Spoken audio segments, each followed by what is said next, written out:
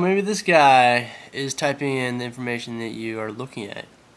So when it comes to science, we want to make sure that what we are looking at is accreditable, that somebody that's backed by research and evidence and strong reasoning to support their claims, everything that we've been talking about this year. So what does that mean for us? Well, before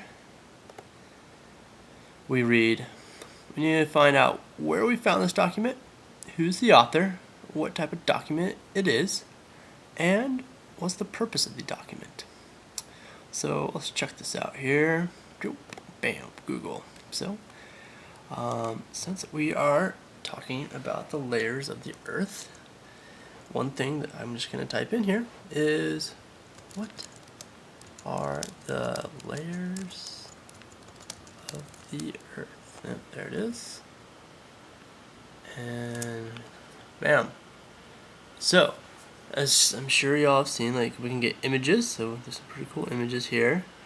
This look familiar? I hope so. But there's also now a bunch of different links.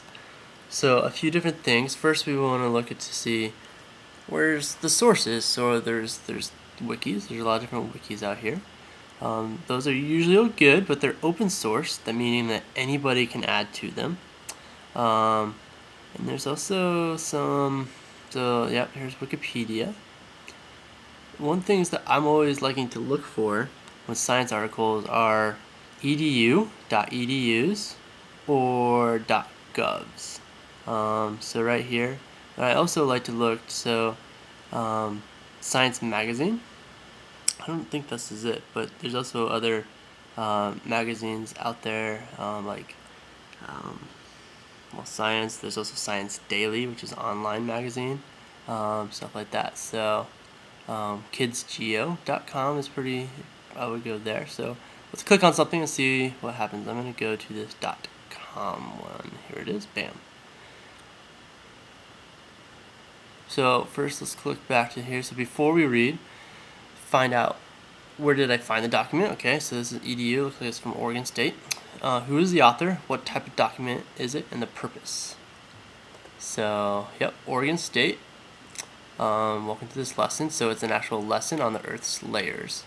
Can't really see who it's made by. I'm assuming it's made by some professor there, but it does not say. But it looks like here there's this little tutorial that I can click through. So it looks like the purpose is to give an online lesson of what the layers of the Earth. So they say there's 4 layers. Looks like the crust, upper mantle, lower mantle, inner core, outer core. It's actually 5, but kind of get the idea. I'm just going to click through it real quick, see. Oh yeah, look at that. So I would say this is from a more or less reliable source. And so the next thing is, I'm going to actually use this. I'm going to be thinking of these things during and after I read. So does the author have first or secondhand knowledge? Meaning, does the author actually, did the experience happen to them? Did they research it themselves? Did they know the person where they're getting the information?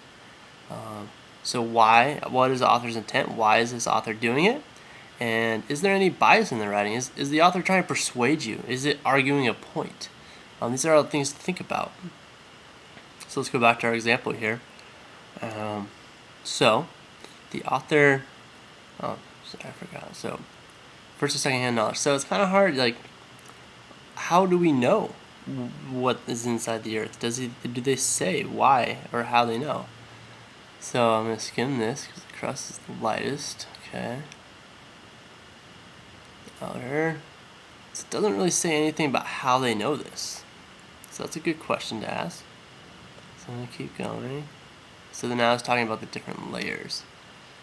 So that's one question, is like, how do they know this? Do they are not talking about the seismic waves that we've talked about, how to figure out the densities and all that. So something to think about. Do they actually know what they're talking about? What is the author's intent? So we already kind of talked about the purpose of it was an online tutorial, and so the author's intent is to give us information about what the layers of the Earth are. And is there any bias in the writing?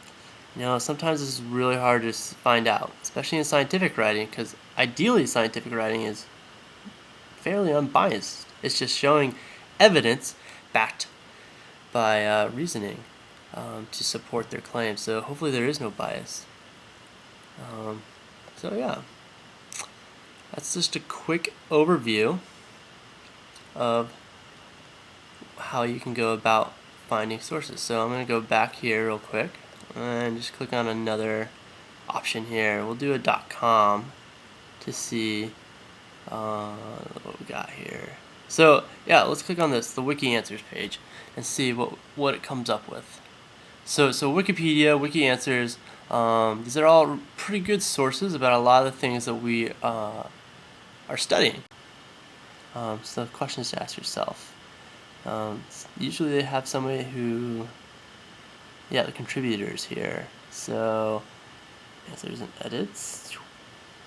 So this is a contributor.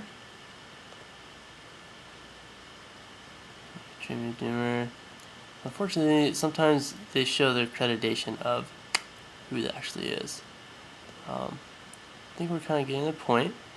And I'll hand out this sheet that you all have. It goes a little bit more depth about these points that you can reference as we go along with our activity. So, good luck and have fun!